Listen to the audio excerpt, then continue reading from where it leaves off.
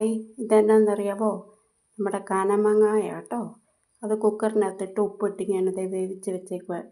ഇനി നമുക്ക് കാനമാങ്ങാപ്പഴം കറി വെക്കുന്നത് എങ്ങനെയാണെന്ന് നോക്കാം. കാനമാങ്ങ പഴം കറിക്ക് നമ്മൾ ഇൻഗ്രീഡിയൻസ് ഇതൊക്കെയാണ്: കരിയാപ്പല, പത്തലമുളക്, ജീരകം, ഉണക്കക്കാന്താരിമുളക്, പിന്നെ ഉള്ളി, ഇത് തേങ്ങ, പിന്നെ ഇത് ഇച്ചിരി തൈരാണ് കേട്ടോ. പത്തലമുളക് നമ്മൾ കരിയാപ്പലയും കടുക് പൊട്ടിക്കാനാണ്. ഇച്ചിരി ഉള്ളിയും കൂടെ കടുക് പൊട്ടിക്കും. മാങ്ങാക്കറിക്ക് കടുക് പൊട്ടിച്ച് പച്ചമുളക് ഇട്ട് കരിയാപ്പല ഇട്ടു കടുക് ഇട്ട്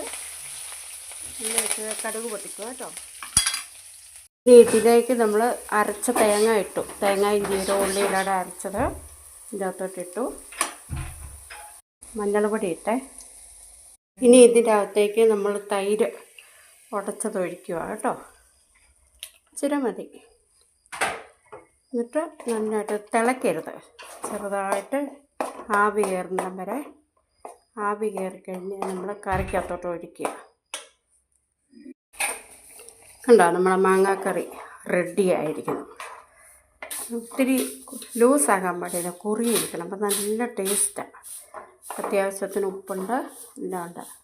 അപ്പോൾ ഇതിൻ്റെ തേങ്ങായ, ജീരകം, പത്തലമുളക്, കരിയാപ്പല, പിന്നെ വെളുത്തുള്ളി ഇഞ്ചിയൊന്നും ഇടയില്ല.